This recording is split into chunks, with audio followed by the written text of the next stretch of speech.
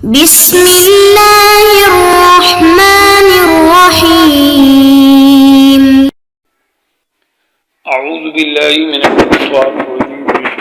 إن الذين يكتمون ما أنزلنا من البينات والهدى من بعد ما بيناه للناس في الكتاب أولئك يلعنهم الله ويلعنهم اللاعنون. محترم سامعین، یہ سبق نمبر 59 ہے، سبق نمبر 159 اور آیت نمبر 156 تا آیت نمبر 164 تک۔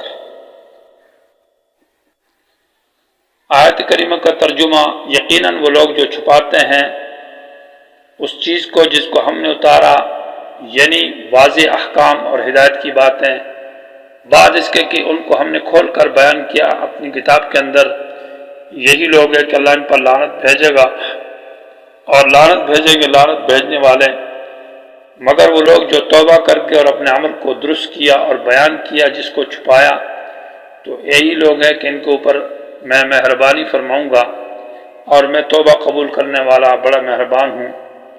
یقیناً وہ لوگ جنہوں نے انکار کیا، یعنی حق کو چھپاتے رہے اور مر گئے اس حال میں اور وہ کافر تھے، تو یقیناً اولئک علیہم، یہی لوگ ہیں کہ ان پر اللہ کی لعنت اور بٹکار ہوگی، اور فرشتوں کی اور لوگوں کی اجمعین سب کی، ہمیشہ رہیں گے اس لعنت کے اندر، نہیں ہلکا کیا جائے گا ان سے وہ عذاب مقرر اور نہ ان کو مہلت دی جائے گی۔ یہ ماقبل اس باب کا اس حصے کا تتمہ ہے جو باب الرسالت تھا، اور رسالت کے اوپر جو اعتراضات تھے اور شبہات تھے ان کا آخر میں تتمہ اور خاتمہ کا بیان ہے۔ اس تتمہ کے اندر زجر ہے کتمان حق کے اوپر اور تخفیف دنیاوی اور اخروی کا ذکر ہے۔ دنیا کی سزا بھی ہے اور آخرت کی سزا بھی ہے، اور ساتھ ساتھ کتمان حق کے اوپر زجر ہے۔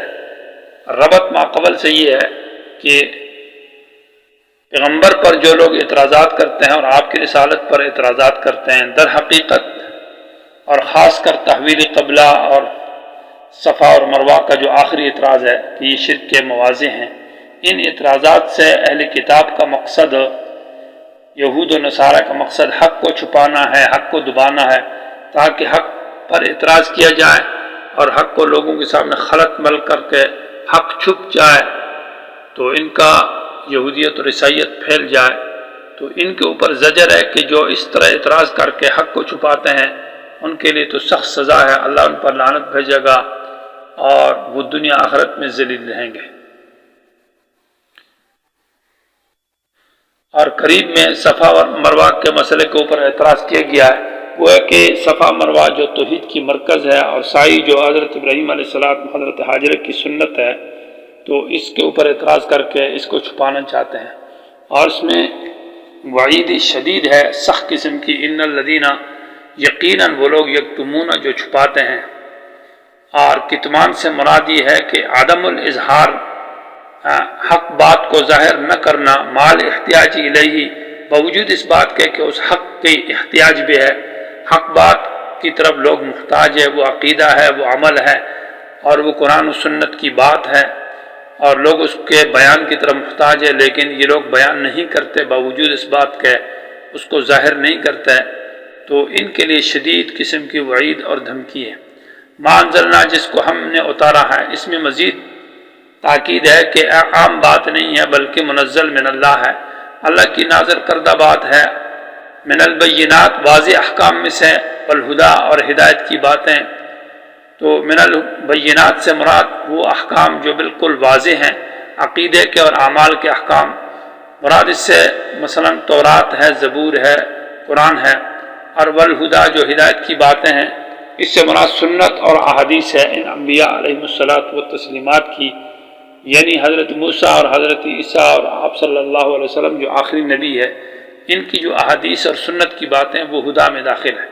تو گویا کہ قرآن و حدیث اور آسمانی کتابوں کو چھپانے والا جو کاتمین حق ہے، ان کے لیے یہ سخت قسم کی وعید اور سزا اور زجر ہے۔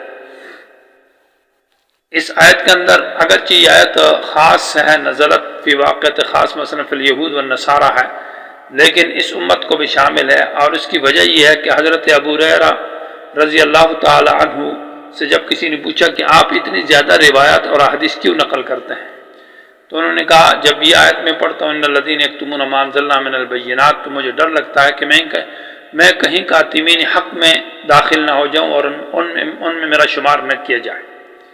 اور اسی طرح حضرت عثمان رضی اللہ تعالیٰ عنہ، بخاری کی حدیث ہے کہ آپ جب وضو فرمایا تو پورا وضو بیان کرنے کے بعد کہا میں نے آپ کے سامنے نبی علیہ السلام کا وضو کا طریقہ بتایا ہے، میرا مقصد اس سے یہ ہے کہ ان الذین یکتمون ما انزلنا من البینات کی جو آیت میں کاتمین حق کے لیے وعید ہے، تاکہ میں اس سے بچ جاؤں اور ان لوگوں میں داخل نہ ہو جاؤں۔ تو معلوم ہوا کہ والعبرۃ لعموم اللفظ، الفاظ کا اعتبار کرتے ہوئے یہ آیت عام ہے۔ من بعد ما بیناہ میں مزید قباحت کا ذکر ہے کہ وہ مسائل جن کو اللہ نے کھول کر بیان کیا، جو حدیث میں صاف مسائل ہے اور جو عقیدے کی بات ہے، ان کو چھپاتے ہیں۔ من بعد ما، بعد اس کے کہ بیناہ ہم نے ان کو کھول کر بیان کیا للناس، لوگوں کے لیے، پھر کتاب کے اندر۔ اولئک یلعنہم اللہ، اور یعنی ایسی قیاس کی باتیں یا عام باتیں نہیں ہیں، اور جن باتوں کی طرف امت کو ضرورت نہیں ہے، بلکہ بڑی باتیں اور عام خاص باتیں ہیں، احکام اور عقائد کی باتیں۔ اولئک یلعنہم اللہ، ان لوگوں پر اللہ لعنت بھیجے گا۔ لعنت سے مراد یہ کہ اللہ کی رحمت سے دور، اللہ کا غضب ان پر ناراض، اللہ کا غضب نازل ہوگا، اللہ کی ناراضگی ہوگی، اللہ اپنی رحمت سے ان کو دور رکھے گا۔ وَيَلْعَنُهُمُ اللَّاعِنُونَ، اور لعنت بھیجنے والے بھی ان پر لعنت بھیجیں گے۔ مراد اس سے مومنون اور فرشتے ہیں۔ مراد یہ ہے کہ فرشتے بھی ان کے لیے بد دعا اور لوگ بھی بد دعا کریں گے، تو یہ اللہ کی لعنت میں رہیں گے۔ إِلَّا الَّذِينَ آمَنُوا إِلَّا الَّذِينَ تَابُوا، اللہ تعالیٰ مہربان ذات ہے کہ جب توبہ کا دروازے کھلے ہیں، تو اس آیت میں ترغیب الی التوبہ ہے کاتمین حق کے لیے، کہ جو حق چھپاتے ہیں وہ اگر توبہ کر جائیں تو اللہ تعالیٰ ان پر مہربانی فرمائے گا۔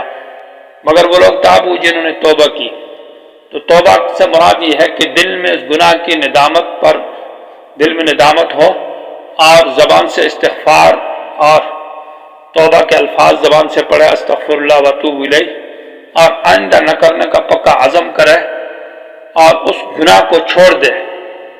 اور اسی طرح ساتھ میں یہ ہے کہ ترک خلان السوء، وہ مجلس اور وہ برے ساتھی جن کی وجہ سے اس گناہ میں مبتلا ہوا ہے، ان ساتھیوں سے بھی بائیکاٹ کرے، ان مجلس والوں سے بھی، اور اس جگہ میں دوبارہ نہ جائے جن لوگوں کے ساتھ اٹھنے بیٹھنے سے ان گناہوں میں گناہ کرتا تھا یا ان گناہوں کا ارتکاب ہوا۔ تو یہ چیزیں جب پائی جائے گی تو یہ صحیح توبہ ہو جائے گی۔ واصلحوا، دوسری شرط یہ ہے کہ اپنے عمل کو درست کرے۔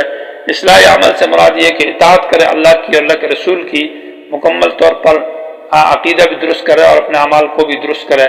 وبینوا، اور یہ بیان کرے اگر کوئی ایسی کتاب لکھی ہے جس میں کتمان حق کیا ہے اور حق پر اعتراض کر کے حق کو چھپایا، تو اس کتاب کو ختم مٹائے اور اس کی جگہ صحیح کتاب لکھے جو حق پر مشتمل ہو۔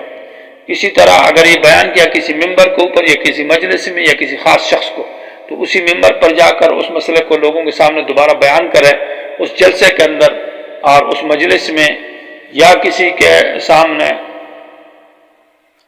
یہ اس کی توبہ ہو جائے گی۔